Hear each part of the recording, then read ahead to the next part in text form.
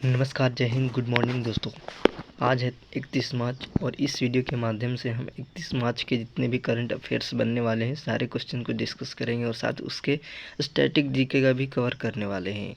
तो अगर चैनल में आप नए हैं तो प्लीज़ चैनल को सब्सक्राइब कर लीजिए और सारे क्वेश्चन को कवर कीजिए। वीडियो को अंत तक जरूर देखिएगा क्योंकि अंत में मैंने बहुत ही महत्वपूर्ण प्रश्न लगाए हैं। मैं एग्ज़ाम में वैसे ही प्रश्न लगाता हूँ जो एग्ज़ाम में पूछने के काबिल होता है, लायक होता है, ठीक है। तो सारे प्रश्न जो है बहुत महत्वपूर्ण होते हैं। तो चलिए वीडियो को स्टार्ट करते हैं बिना किसी देरी के। आज का पहला प्रश्न क्या है, देखिए कि हाल ही में दुनिया का पहला ओम आकार का मंदिर का निर्माण कहाँ किया गया है। दुनिया का पहला ओम आकार का मंदिर जो है इसका निर्माण कहाँ किया गया है। तो दुनिया का पहला ओम आकार का मंदिर जो है यह राजस्थान में किया गया है। कहाँ किया गया है? राजस्थान के पाली जिले में इसका निर्माण किया गया है। यह मंदिर नागर शैली में बनी है। यह मंदिर नागर शैली में बनाई गई है। इस मंदिर में लगभग 2000 स्तंभ और 135 फीट इनकी ऊंचाई है। यह मंदिर में गुरु माधवानंद जी की समाधि स्थल है और ये रहा ओम आकार की मंदिर और दुनिया में एकमात्र ऐसा मंदिर है जो ओम आकार का मंदिर और सबसे बड़ा है। इससे कुछ मंदिर रिलेटेड है उसको भी देख लेते हैं हम कुछ। तो यहाँ इसका आंसर क्या हो जाएगा? ऑप्शन नंबर ए राजस्थान हो जाएगा। अब कुछ मंदिर हैं उसके बारे में कुछ हम जान लेते हैं। जैसे राम मंदिर चर्चा में विषय है। राम मंदिर इसे एग्ज़ाम में पूरी संभावना है कि इसे एग्ज़ाम में प्रश्न पूछा ही जाएगा। तो इससे हम जितने भी प्रश्न बन सकते हैं उन सारे क्वेश्चन को डिस्कस करेंगे। तो देखिए राम मंदिर के बारे में कुछ प्रश्न है कि राम मंदिर 12 जनवरी 2024 को अयोध्या में इनका प्राण प्रतिष्ठा किया गया।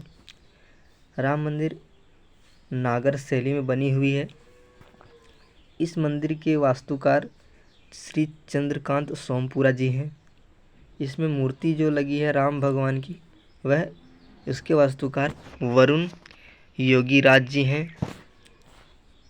विश्वास स्वरूपम यह मंदिर राजस्थान के नाथ द्वारा में स्थित है जो कि महादेव को समर्पित महादेव की सबसे ऊंची प्रतिमा है। कौन? विश्वास स्वरूपम कहाँ है?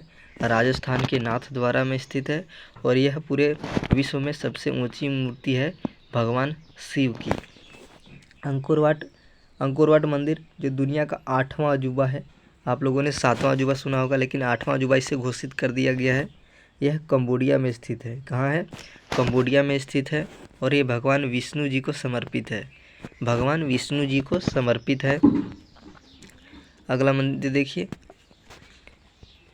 अगला मंदिर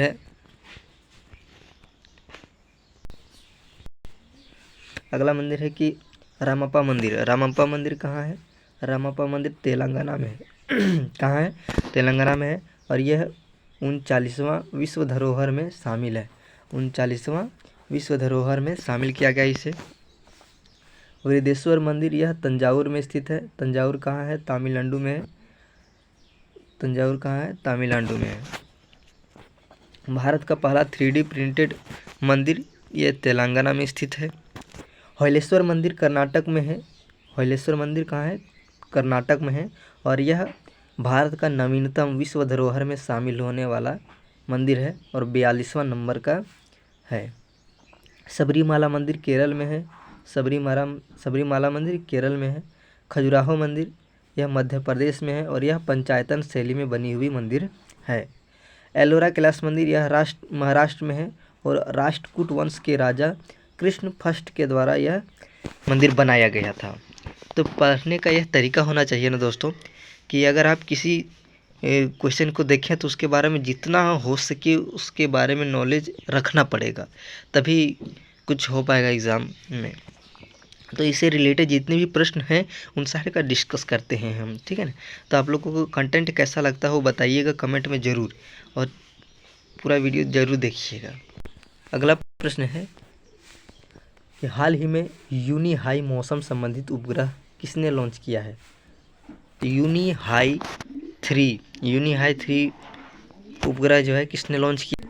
यूनी हाई 3 मौसम उपग्रह जो है यह चीन के लॉन्ग मार्च 6A रॉकेट के द्वारा लॉन्च किया गया है। किसके द्वारा? चीन के द्वारा लॉन्च किया गया है। और लॉन्च किस लॉन्चिंग व्हीकल से किया गया है? लॉन्ग मार्च 6A के द्वारा इसे लॉन्च किया गया है। ये रहा इमेज। इनसे जितना भी प्रश्न बनने का संभावना उन सारे प्रश्न को हम डिस्कस करते हैं। हाल ही में तो चीन में क्या क्या है थोड़ा देख लेते हैं हम। हाल ही में लॉन्ग मार्च 3 किसने लॉन्च किया है? तो इसका आंसर हो जाएगा ऑप्शन नंबर ए, चीन के द्वारा लॉन्च किया गया है। अब चीन आया है तो कुछ इसके बारे में जान लेते हैं। चीन की राजधानी बीजिंग है। इसकी मुद्रा रेमेनबी या जिसे युआन भी कहा जाता है। यहाँ के राष्ट्रपति शी जिनपिंग जी हैं। यहाँ पर देखते हैं चमगादड़ जी हैं। और एससीओ शहर जो संघाई में है। कहाँ है? संघाई में है। संघाई में एससीओ का मुख्यालय है। संघाई शहर में एससीओ का मुख्यालय है और यह यांगटीसी नदी के किनारे स्थित है। और यांगटीसी नदी एशिया की सबसे लंबी नदी मानी जाती है। अगला प्रश्न है कि हाल ही में तीसरा खाद्य अपशिष्ट सूचकांक 2024 किसने जारी किया है? तो किसने जारी किया है? खाद्य अपशिष्ट सूचकांक UNEP United Nation Environment Programme द्वारा जारी किया जाता है। इसकी स्थापना 5 जून 1972 को किया गया था और इसका मुख्यालय नैरोबी केन्या में स्थित है। इसलिए हम लोग 5 जून को विश्व पर्यावरण दिवस मनाते हैं। 5 जून को याद रखिएगा, सारे इंपॉर्टेंट है। तो यहाँ पर क्या हो जाएगा? इसका answer option number D, UNEP। अब इन सारे ऑप्शन को हम देखिए, WTO, WF, इन सारे प्रश्न को पोस्टमार्टम यानी कि सारे प्रश्नों को डिस्कस करते हैं। WTO वर्ल्ड ट्रेड ऑर्गेनाइजेशन, इसका फुल फॉर्म होता है वर्ल्ड ट्रेड ऑर्गेनाइजेशन। इसकी स्थापना 1 जनवरी 1995 को हुआ। इसका मुख्यालय जिनेवा स्विट्जरलैंड में स्थित है। WWF world wild life fund, इसकी स्थापना 1961 में हुआ। इसका मुख्यालय ग्लैंड स्विट्जरलैंड में स्थित है। आज का अगला प्रश्न है कि हाल ही में अडानी ग्रुप ने दुनिया का सबसे बड़ा एकल स्थान तांबा विनिर्माण संयंत्र कहाँ स्थापित किया है? कहाँ किया है? तो यहाँ पर देखिए कि दुनिया का सबसे बड़ा एकल स्थान तांबा विनिर्माण संयंत्र गुजरात के मुंद्रा पोर्ट में शुरू किया गया है। कहाँ किया है? मुंद्रा पोर्ट में शुरू किया गया है। और इसकी शुरुआत अडानी ग्रुप के द्वारा किया गया है। किसके द्वारा किया गया है? अडानी ग्रुप के द्वारा किया गया है। और ये रहा मुंद्रा पोर्ट। तो यहाँ इसका आंसर हो जाएगा गुजरात। क्या हो जाएगा? गुजरात। अब पोर्ट आया है तो पोर्ट से जितने भी प्रश्न बन सकते हैं उन सारे प्रश्न को हम देखते हैं। गोपाल पोर्ट यह उड़ीसा में है। हाइफा पोर्ट इजराइल में है। हजीरा पोर्ट गुजरात में है। धामरा पोर्ट उड़ीसा में है। चाबहार पोर्ट ईरान में है। ग्वादर पोर्ट पाकिस्तान में है। दुक्कम पोर्ट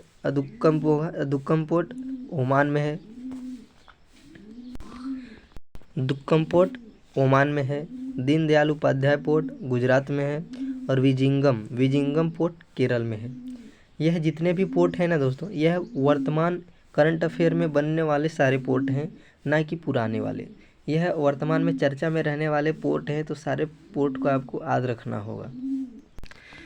अगला प्रश्न है कि हाल ही में मेक इन इंडिया पहल के तहत किसने गुरुग्राम में एरोस्पेस सर्विसेज इंडिया लॉन्च किया है? तो किसने किया है? तो यह इंडिया और इजराइल ने मिलकर शुरुआत किया है इसका। और यहाँ पर इसके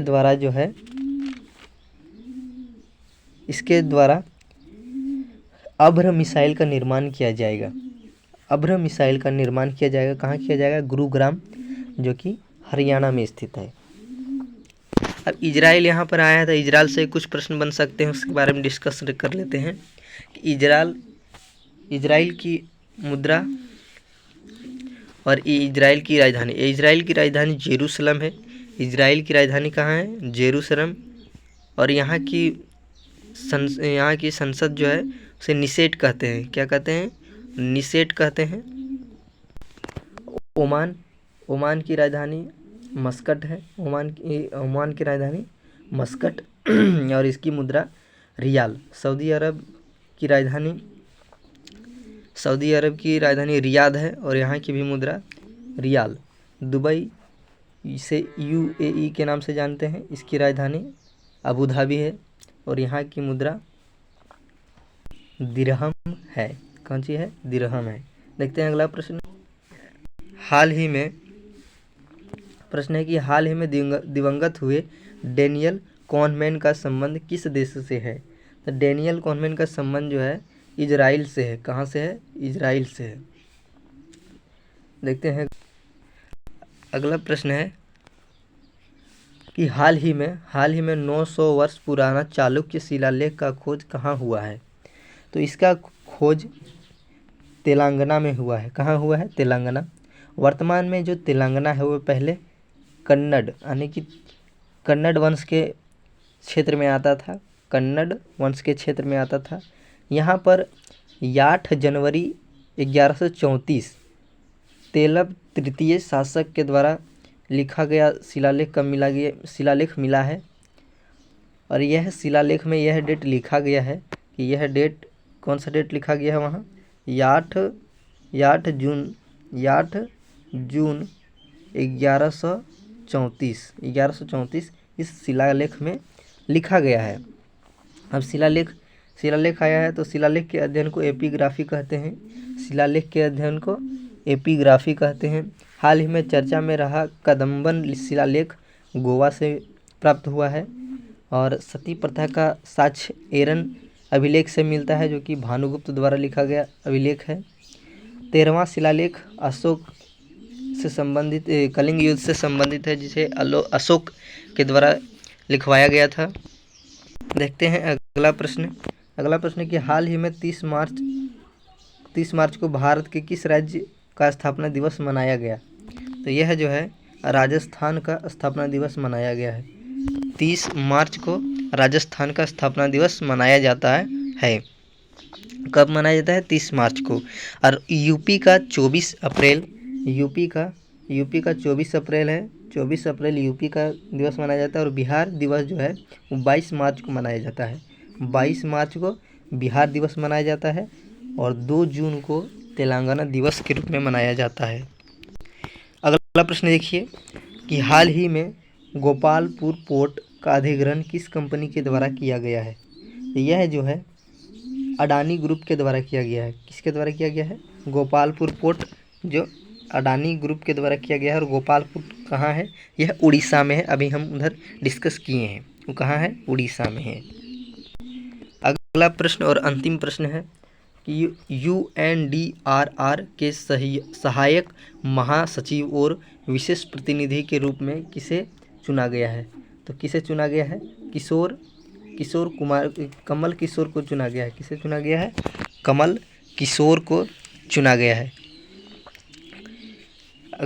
और यह वीडियो हुआ पूरा कंप्लीट। हमने 10 प्रश्न कंप्लीट किए हैं और इससे जितने भी प्रश्न हो सके हमने डिस्कस करने का प्रयास किया है। तो आप लोगों को कैसा लगा वीडियो प्लीज़ बताइएगा ज़रूर डिस्क्रिप्शन में। तो मिलते हैं अगले वीडियो में।